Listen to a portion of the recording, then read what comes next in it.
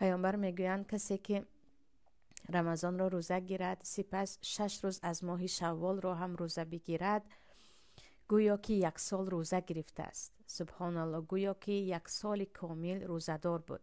و در سنن ابن ماجه آمده است که پروردگار که یک ثواب را 10 اجر می دهد و از آن هم زیادتر از نزد فضل خودش می افزاید.